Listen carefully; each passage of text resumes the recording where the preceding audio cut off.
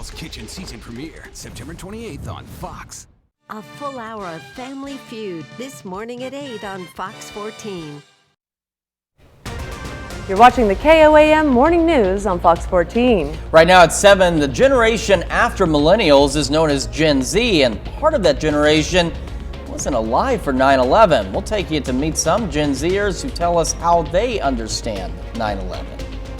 Also, another historical bridge is demolished in the state of Missouri. And we've had some patchy, dense fog across the area. Otherwise, we're looking at a fairly decent day, maybe an isolated shower too. We'll break down that forecast coming up.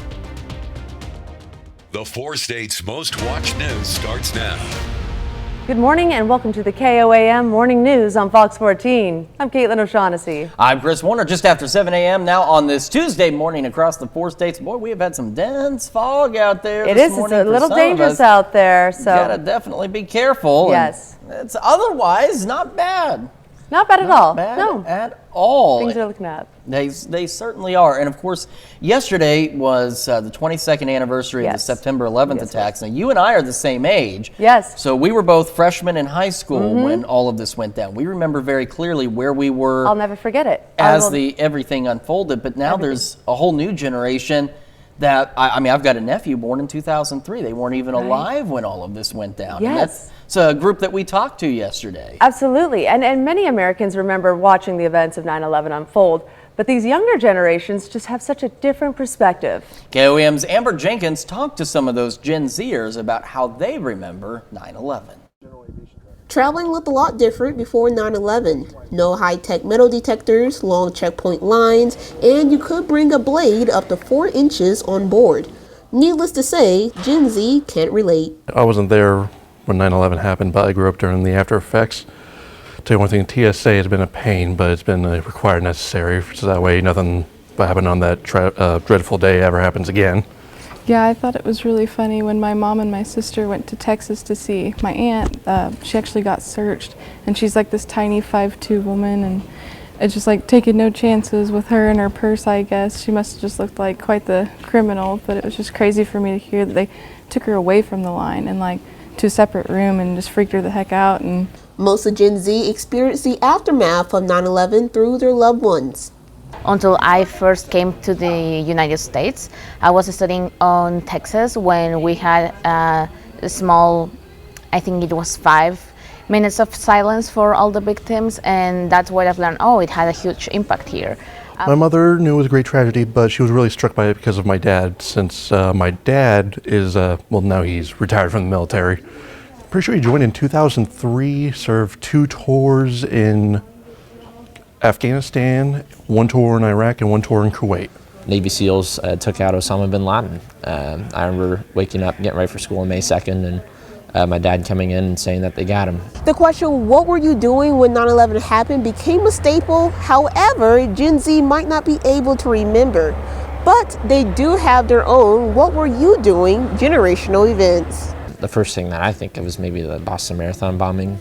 I was in my computer lab class in high school, and before doing my homework, I'd open the internet and see what's on the news, and that was like the first thing that came up. And I remember COVID. I remember walking back from the park, and my brother was standing outside the door, and he said, "School's off." Reporting in Joplin, Amber Jenkins, KOAM News. It's amazing how these big events are viewed so differently based on which generation. It really is fascinating. Well, Christopher, what's next? Well, we've got a lot in terms of talking about, but the thing is, you're absolutely right about that, though. It's interesting, the different perspectives and what people remember through their lives in terms of the big events that impacted them. And in terms of our weather, we're going to switch gears here. And the good news is the fog beginning to clear. Now, it's still there.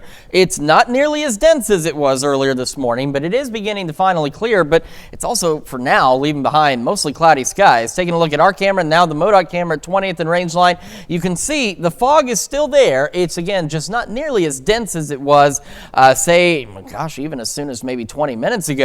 Fog tracker still showing, again, on a clear day, which is apparently what Bentonville's got going on, visibilities should be 10.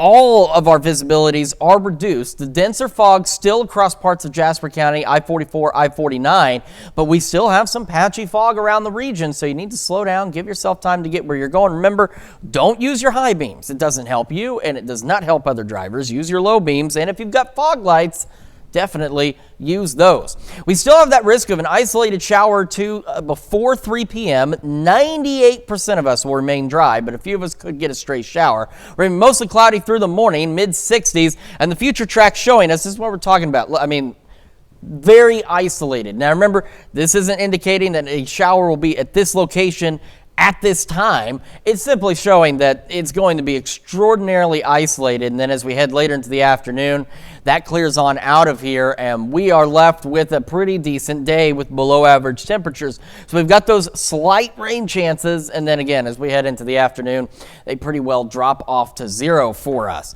So we still have a pretty decent week ahead of us. We're going to warm up, but we're going to be below average still. We'll talk about that and our next potential chance of rain here in just a few more minutes. Caitlin? A Pittsburgh man is in jail without bond after his arrest on multiple warrants over the weekend. He's 40-year-old Jerome DeVore. Police were called to the 500 block of East 6th Street for a disturbance Saturday evening and saw DeVore, who had multiple felony warrants from Crawford and Cherokee counties. DeVore fled into the home and officers heard movement in a connected commercial building. Authorities got a search warrant for the commercial building, then used a police dog to find DeVore hiding inside.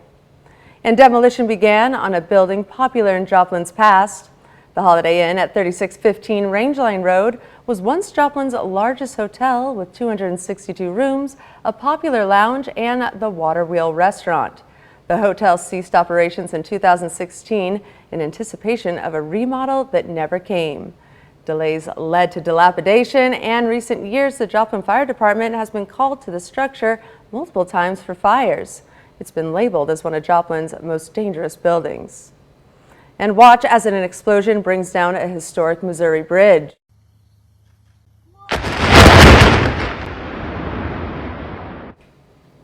The Missouri Department of Transportation live streamed this footage of the demolition of the I-70 at Rochport Bridge near Columbia.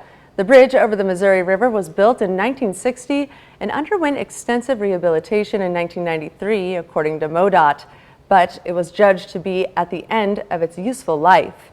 Traffic is flowing again in that area. Crews have been removing the debris from the river to clear the channel for boat traffic. A new $220 million bridge is scheduled to be completed by December 2024. And some travelers on US 400 in southeast Kansas should expect a detour this week. That's because the South Kansas and Oklahoma Railroad plans to close and repair the US 400 crossing at Cherokee. That crossing will be closed to traffic from 6 a.m. Wednesday to 6 p.m. Thursday. Eastbound traffic will detour south on K7 to K103, then east to US 69 and north to US 400. Westbound traffic will take the same route in the opposite direction. Oklahoma Governor Kevin Stitt calls for a special session specifically to deal with taxes. Stitt says he's demanding tax fairness for all Oklahomans, a tax cut, and an increase in transparency of the state budget process. He asked legislators to ultimately eliminate state income taxes for all Oklahomans. Up next, we'll have why grandparents should consider spending time with their grandchildren. But first, we've got another live look from the soon-to-be Jake Reed Memorial Bridge in Joplin. Remember, that dedication taking place today at 4:30, parking in the Harmony Heights Baptist Church parking lot. So if you've got time, make sure you get out there.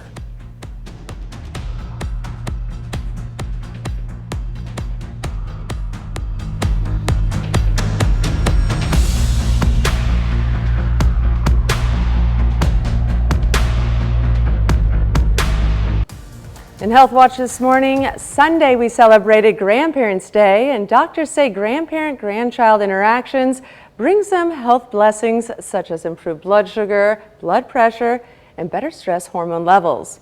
Doctors also say grandparents that have a social purpose have less depression and isolation, and grandparents can even improve their memory with grandchild interactions such as reading a book, practicing words, and playing games. With COVID-19 cases trending upwards as we prepare to head into the fall, The Food and Drug Administration hopes updated coronavirus vaccines that target newer variants will help prevent cases from surging out of control. Jackie Jimenez takes a look at what protections the new shots offer and why doctors say you should also consider getting vaccinated for the flu. Get ready to roll up your sleeves. New COVID-19 shots could be right around the corner. I don't want to get sick. The Food and Drug Administration on Monday approved updated coronavirus vaccines from Pfizer and Moderna.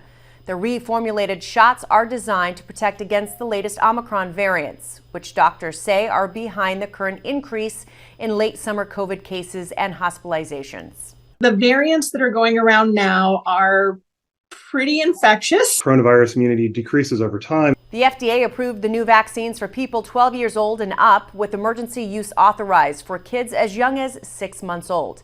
Because the coronavirus is expected to keep mutating over time, health experts say it's possible we'll continue to get updated shots every fall. This comes as they estimate upticks in COVID, RSV, and flu cases heading into the winter. I suspect we'll see RSV peaking again this winter, along with flu and possibly COVID as well. So COVID cases are going up right now.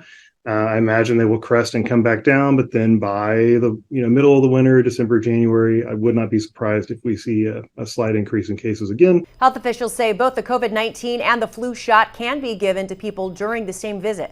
Regardless of whether it's COVID or flu or any of the other viruses, if you don't feel well, the best thing you can do is stay away from other people. The CDC is expected to meet Tuesday to provide recommendations on who should receive the reformulated shots before they can be rolled out.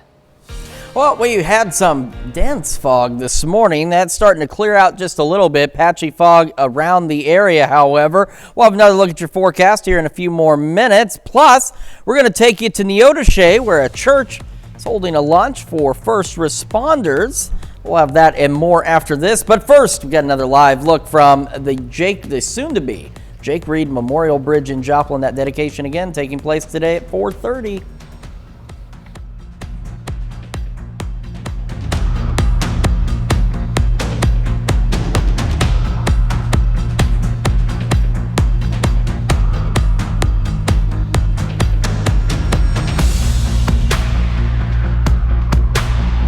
Welcome back to the KOAM Morning News on Fox 14. Joining me in studio today is Jasmine Kyle, and she's here to tell us all about a fun event known as Bark in the Park. Jasmine, what is this Bark in the Park all about? Yeah, so it's our 9th annual Bark in the Park. So this year we are blessed to have support from our community and Art Construction as our main presenting sponsor, plus several others. But Bark in a Park is one of our free community fundraiser events. It's going to be this Saturday from 11 to 3 at Schlinger Park, and there's usually over 100 dogs on site, Caitlin. Wow. So we'll have 20 plus vendors. We have free dog training demonstrations presented cool. I by like that. Good Boy Professional Dog Training that goes over pack structure. The second one is always about kids, so there's a junior handling presentation by them, which is fantastic if your kids are new or wanting to train your dogs on tricks, which is great. And then we will have the return of our annual dog show. So we have 4 categories this year, going to be adult, puppy, best trick, and best costume. All the categories have 1st through 3rd medals, and then this year we have a best in show, and it is a trophy like this big. That's amazing. Very cool.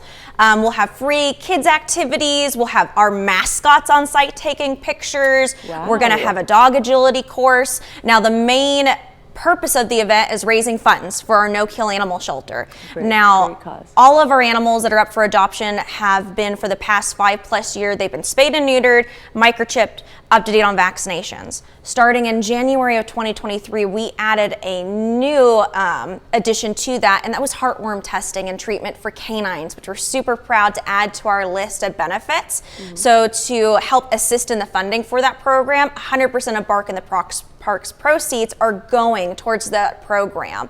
So one of the ways that you can help is not only by attending the event, but we have these VIP swag bags. For $25, you get a whole shopping bag filled with pet goodies, plus one of these. These are exclusive Bark in the Park shirts. This is our 50th anniversary this year. It's a beautiful print. It's in this nice lavender color, but we will have sizes small to XXL. And then I just heard this morning from our presenting sponsor that we may have another t-shirt in the bags too. So these bags are gonna be packed. I love that. And where is this all happening? What time? Yeah, Schlanger Park this Saturday, 11 to 3. Gonna be lots of stuff for dogs, for kids, for adults to do. We're gonna have some really cool vendors for making their own dog bandana events. And we have a 10-year-old, Marley's Makings, on site who makes her own jewelry. So come support your local community too. All right, well, Bark in the Park happening this weekend. Be sure to check it out with the SEK Humane Society. Thank you so much. We'll be right back after these messages. Lisa Edelstein is known for her roles in television shows from The West Wing, The House, to The Kaminsky Method. During the pandemic, she found a different way to express herself. David Daniel has the story. I always was drawing growing up, but I never really gave myself permission to think of it as anything beyond something that I did for myself. Actress, writer, and director Lisa Edelstein has added artist to her resume. She began when she was stuck at home during the pandemic, drawing with magic markers. So I got myself some adult coloring books, and I just hated all the images in them. They were not interesting to me, so I thought, oh, I'll just make my own coloring book.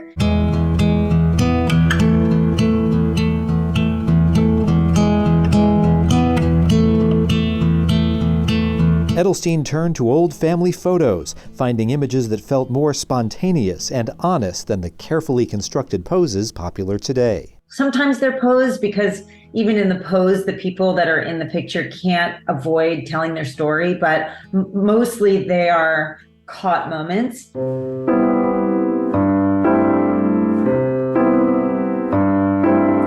Markers gave way to watercolors and larger pieces, and eventually a New York show last year. Edelstein is self-taught, though she credits her husband, painter Robert Russell, for not just encouraging her, but valuing her work as much as his own. Little by little, I realized my version of expression is as valid as anybody else's. I think that doesn't mean it's great art, but it certainly has a place in the world. In Hollywood, I'm David Daniel. Truly incredible there. And Edelstein's first West Coast solo art exhibition opens September 16th at a gallery in Los Angeles. So. I love that. I think so many people kind of rediscovered their passions during lockdown. Did you find anything out about yourself? Other than we learned how to work from home, no. We continued to press on here in the news world, but I know some folks, you know, they didn't have a lot to do, and you really had an opportunity to explore yourself there. So love that. Well, coming up, Water Gardens in Joplin will host its 11th annual Empty Bowls event, but some people just can't wait that long. And again, after a fairly foggy start across the area, we've got a pretty decent day ahead of us. We'll take another another quick look at your forecast when the KOAM Morning News returns.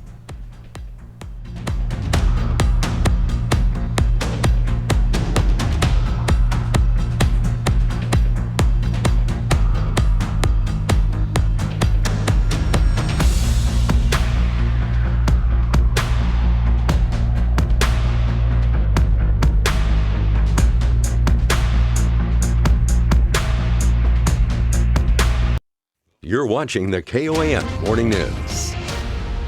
Welcome back to the KOAM Morning News on Fox 14. The time now is 7:28 a.m. I'm Caitlin O'Shaughnessy. A church in Neodesha, Kansas yesterday held a lunch to honor local first responders.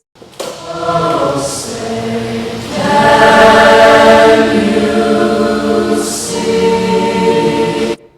St. Ignatius Catholic Church handed out barbecue to police, firefighters, doctors, and nurses.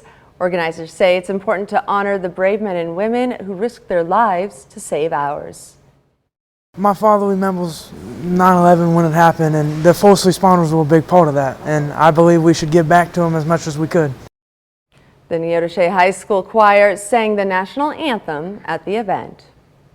A Neodesha funeral home served up an appreciation lunch for first responders. This marks the 10th year the funeral home has honored local first responders with such an event.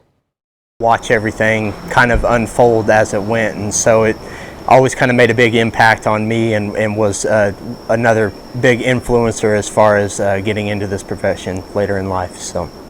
Many men and women became first responders or enlisted in the military in the days following 9/11.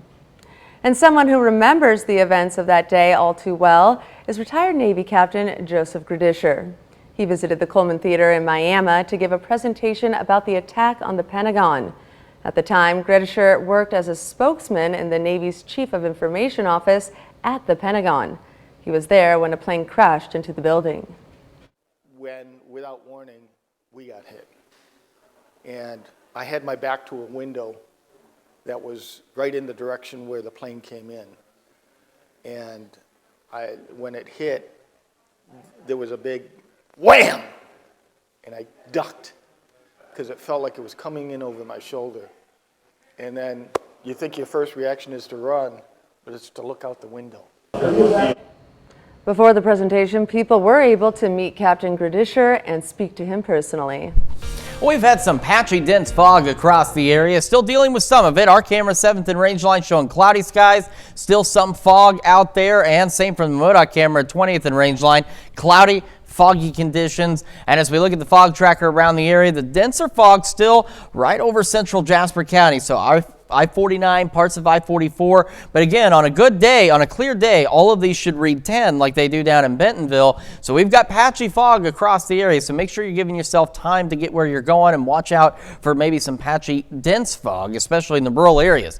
Isolated shower or two still possible before 3 p.m. Most of us will remain dry as we go into the mid-60s, mostly cloudy to get our morning started. So here's a look down the road. You can see in the future track, very isolated showers. And then by about 3 o'clock or so, those are out of here, and so our rain chances, of course, remain quite low as well across the area. We are going to warm up today. We're still going to be below average. In fact, we're going to be below average for the next several days. We'll have a full look at your forecast, including that 7-day here in just a few more minutes. Caitlin? Students in the ROTC at Pitt State honor victims of the terrorist attacks on the Twin Towers. Pitt State ROTC marked the observance with cannons fire at 8:46 Eastern Time when an airliner hit the first World Trade Center towers, and again at 8:59 Eastern when another plane hit the second tower. One cadet talked about what the day meant to him. To me, it means honoring all of those that sadly lost their lives and showing a way that we'll never forget what happened to them and that we'll always keep them in mind. Cadets took turns reading each of the 2,977 names of those killed in the attacks and an additional 65 names of those who died for related injuries and lung cancer. And for each name read, cadets did a push-up. Kansas kicked off its Patriot Day observance a day early with a classic car and bike show. Dozens of cars lined the streets at the VA hospital in Wichita. Cars in the show were judged by patients of the VA hospital with 3 awards handed out afterwards.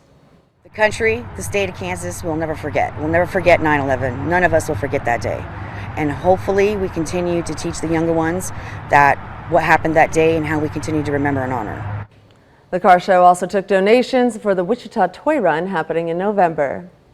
Watered Gardens in Joplin will host its 11th annual Empty Bowls event later this month. But some people just can't wait till then.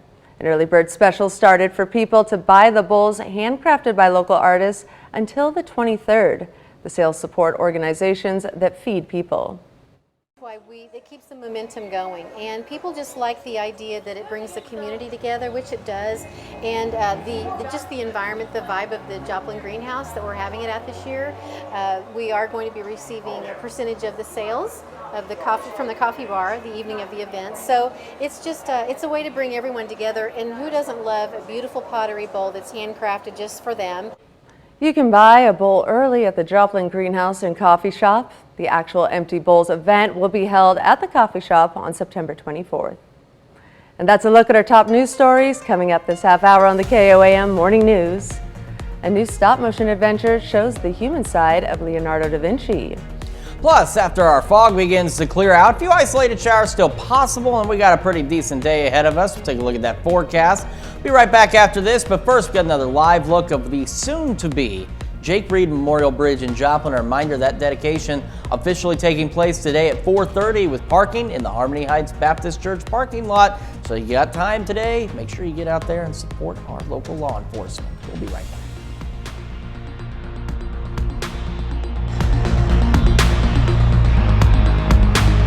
Well, the new stop-motion animation, The Inventor, brings the life story of a legendary artist to a younger generation. Ashley Dvorkin has the story.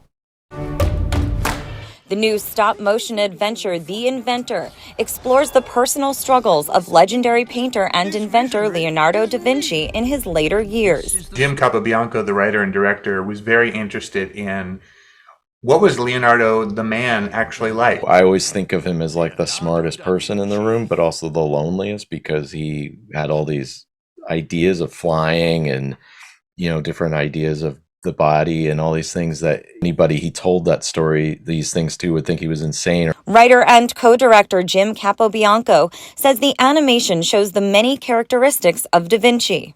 A message! He was a procrastinator. He got distracted all the time because he was interested in so many things. So he would leave his projects, like The Last Supper, he left and started doing something else. And he also wrote about his apprentices and how they were being a pain and he had to deal with them. Capobianco collaborated with his longtime friend, composer Alex Mandel, who wrote the score and 9 original songs that helped shape the film. I think songs can really amplify emotion and hopefully give us a way into his mind. It's always been the fabric of the storytelling, is to have the score play the way it does. The Inventor features a star-studded voice cast, including Daisy Ridley, Marion Cotillard, and Stephen Fry. It opens in theaters Friday. In Hollywood, Ashley Dvorkin, Fox News. It certainly looks like an interesting movie for sure. And it's incredible that even in this day and age, stop-motion animation is still being done, and it still looks fantastic. Well, coming up, Monday marked a record for a NASA astronaut. We'll tell you about that. And we really are going to take a complete look at your forecast, including that 7-day when the KOAM Morning News returns.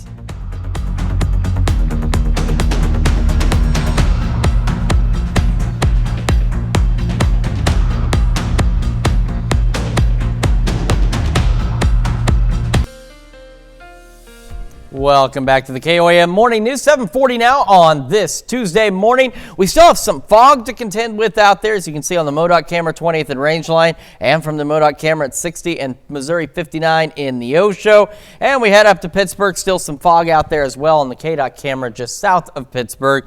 It's still not as dense as it was earlier this morning, but still out there. Remember, 10.3 is an interesting number, but on a clear day, we should be at 10 on all of these. Now we're getting some pretty dense fog building into the Iola area up there, down to right around 1.5 miles visibility. So you've got to watch out. You got to be careful because we've got this patchy fog, some of it dense in locations all across the region this morning. We also have these cloudy skies to contend with, but right before that box came up, there's a little bit of blue sky out there because these skies will eventually begin to clear. 63 in Joplin right now. Temperatures around the area a little cooler off to the northwest. 59 in Iola, 63 in Chanute, 64 Pittsburgh, 65 Chautauqua, Parsons, Neodesha, and Miami, and 63 in Neosho, Lamar, and Nevada. As we get our morning started, again, isolated showers are going to be a thing. They're going to be right through about 3 o'clock, and then they're going to stop. 98% of us won't see any showers, but they still will be out there for a few of us. We're otherwise mostly cloudy to start our day, mid-60s by late morning, and we head into the afternoon. We start going to partly cloudy skies. The last of those showers wrap up between about 2 and 3, and we're looking at highs today right around the mid-70s for the most part. And we'll hold on to partly cloudy skies as we head into the evening, maybe even some mostly clear skies for some of us out there. We cool back into the low 60s by 10, 60 overnight. But unfortunately, though, we got another round of dense fog, or at least potential for dense fog, late tonight into early tomorrow morning that we'll have to contend with. So if you're commuting again tomorrow, just make sure you are prepared for that. Our temperatures, however, will remain below average all the way through the start of next week, as we're in the upper 70s, maybe a couple of lower 80s out there with those partly cloudy skies. A few showers possible Thursday evening. Overnight lows for the most part this week into the 50s. And next week, we do start to warm up, but we're still right at or slightly below average at this point, hanging out in the low to mid 80s. And we've got another shower chance with us on Tuesday. But again, overnight lows also looking great, but we do see a couple more lower 60s out there as we head into the next work week as well. That is a check of your forecast. And now here's Caitlin with a check of the Consumer Watch. NASA says Frank Rubio now holds the record for the longest consecutive time in space for a U.S. astronaut. Monday afternoon marks more than 355 days off planet for him. That surpasses the time astronaut Mark Vande Hey spent there. Rubio is due to return to Earth September 27th with at least 371 days in Earth's orbit. That number, however, will keep him shy of the world record for time in orbit. That mark belongs to Russian cosmonaut Valery Polyakov, who logged 437 continuous days in the 90s. The U.S. real estate market exploded during the pandemic, and the number of sales has since slowed down. But would-be buyers are still facing high prices. Reporter Bradley has more.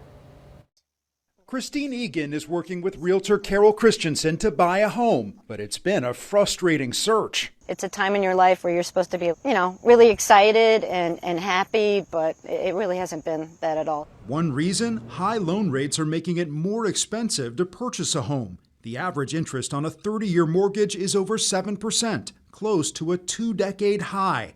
At that rate, a monthly payment on a $400,000 loan would be about $1,000 more than 2 years ago when rates were under 3%.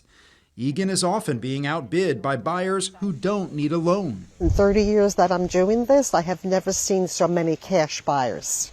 Rates are higher, but so are home prices. That's because there are fewer houses on the market. Sellers are thinking it's not worth looking for another home. Tony Danzica heads an association of realtors. He says homeowners who locked into low mortgage rates years ago don't want to sell, just to buy something else at the current high rates. So they're holding off. They're not putting their houses on the market. That's why we have low inventory across the country. The low inventory is driving up prices, which have been on the rise for 5 straight months and are near a record high. The pickings are slim, and it looks like now it's getting, less and less. Egan plans to keep looking, but will only buy if she finds the right fit. Another factor driving the supply and demand imbalance is that home builders aren't building quickly enough. Home builders pulled back after the last housing market crash and haven't ramped back up to the pre-2007 levels. We'll be right back with more after this, but first, let's take a look at the market prices before the opening bell.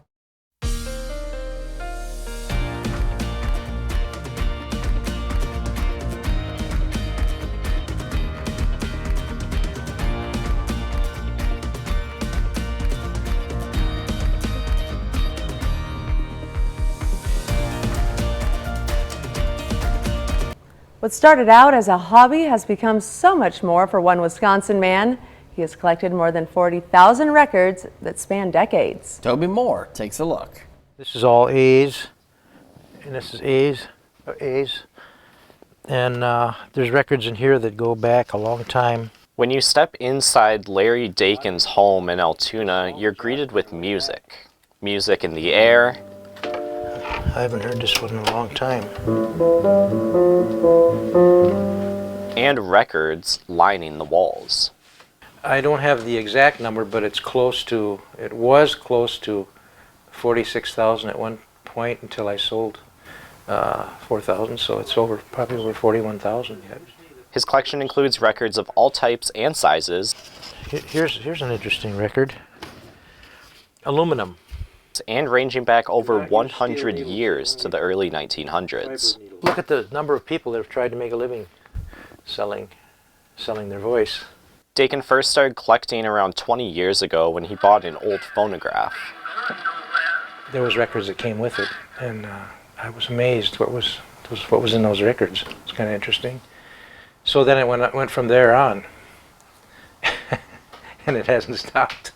He believes some of his more rare records could be worth over $1,000. You can have a lot of records that are the same, but there's a few that have some differences, and those are rare, and they bring a lot more money. But he's not ready to sell, at least not yet. I think if I wanted to, if I ever get to that point, and I don't think I ever will, I could just open up a store here and sell records. I got enough variety. Dakin says his collection isn't about the money, it's about the music. Music has been proven to be uplifting, and it takes you to different places, and it changes moods, it lifts moods. It's healthy. It allows him to reconnect with history, with the artists, and himself. I listened to music when I was growing up now, and it just takes me back, and it's almost invaluable. And those people are all gone now, so all that's left is their recordings. So, to your question, what's about it? I don't know. It just does something to you. Dakin says his favorites are his rock and roll records from the 1950s and country western albums. My parents had a ton of records when I was cool. a kid. They are. Nothing beats vinyl. The wife bought me a more modern record player, and so it's very nice to have as well. I've got a record to listen to, and I'm sure I'll progressively get a few more out there. And today, a great day to sit inside, or at least this morning, and listen to some old music, as we've got a cloudy, dreary kind of day out there. The good news is it's going to improve. It's going to be a lot better than this. But right now, boy, this puts you to sleep. I think that's why I'm so tired. We got cloudy skies. We got foggy conditions. Taking a look at the MoDOT camera, 20th and range line. Still that fog, not nearly as dense as it was earlier this morning, but still some to contend with. We have our denser fog now focused up around Iola, so you got to watch out across the region, because as you can see, again, on a clear day, all these should read 10, and you can see visibility is reduced around the entire area, so make sure you're taking time to get where you're going. Slow down, use your low beams, not your high beams, use your fog lights if you've got them. Just be prepared to deal with some of that fog across the region. That eventually will burn off, and we'll have a pretty decent day ahead of us. Isolated showers still possible. Skywatch Storm Tracker is actually not showing much of any out there, but it's not picking up on it. But there's been some light rain, and these will persist with us ending by about 3 o'clock. We're mostly cloudy to get our day started, mid-60s. And as you see on the future track, it shows where isolated showers hang on. Again, ending by about 3, and then after that, it's going to be pretty decent. So our rain chances, low as it is, and then we hit the afternoon and they drop to 0. We'll have another quick look at your forecast and the news you need to know right after this. Here's a check of today's top headlines, the news you need to know before you head out the door. A Pittsburgh man is in jail without bond after his arrest on multiple warrants over the weekend. He's 40-year-old Jerome DeVore. Police were called to the 500 block of East 6th Street for a disturbance Saturday evening and saw DeVore, who had multiple felony warrants from Crawford and Cherokee counties. DeVore fled into the home, and officers heard movement in a connected commercial building. Authorities got a search warrant and then used a police dog to find DeVore hiding inside. Demolition began on a building popular in Joplin's Pass. The Holiday Inn at 3615 Rangeline Road was once Joplin's largest hotel with 262 rooms, a popular lounge, and the Water Wheel restaurant. The hotel ceased operations in 2016 in anticipation of a remodel that never came. Delays led to dilapidation, and in recent years, the Joplin Fire Department has been called multiple times for fires in the building. It's been labeled as one of Joplin's most dangerous buildings. Some travelers on US 400 in southeast Kansas should expect a detour this week. That's because the South Kansas and Oklahoma Railroad plans to close and repair the US 400 crossing at Cherokee. That crossing will be closed to traffic from 6 a.m. Wednesday to 6 p.m. Thursday. Eastbound traffic will detour south on K7 to K103, then east to US 69 and north to US 400. Westbound traffic will take the same route in the opposite direction. Well, after our clouds start to clear out and the showers wrap up this afternoon, we got partly cloudy skies, mid-70s for our highs, so it will improve today. Holding on to partly cloudy skies, looking great, cool through the evening. More fog, though, late tonight and overnight as we drop back down to 60. Staying below average heading into the weekend. Temperatures upper 70s, lower 80s out there. Overnight lows in the 50s, and maybe some rain showers Thursday evening. Well, get your blenders ready for cool, creamy, chocolatey goodness. Today is National Chocolate Milkshake Day. The first so-called milkshakes were alcoholic beverages served in the 1880s. Now the popular drink has taken a turn towards dessert. Ice cream lovers, chocolate lovers, or anyone with a sweet tooth, this is your day to indulge. Observe by enjoying a chocolate milkshake at your favorite restaurant or whip up one of your own. Share what you're having online with the hashtag Chocolate Milkshake Day. Okay, so get out there, enjoy a chocolate milkshake. Good day for that. Absolutely. Every day is a good day for a milkshake. Let's see who it brings to your yard. My milkshake brings nobody to my yard. Their life is not better than yours. Yeah. Well, you do bring all the news of the weather, which we need to find out for today's noon show. So we do. We will bring you to our yard for the noon show today, and that's when we will see you again. Absolutely. Have a great morning and an even better day.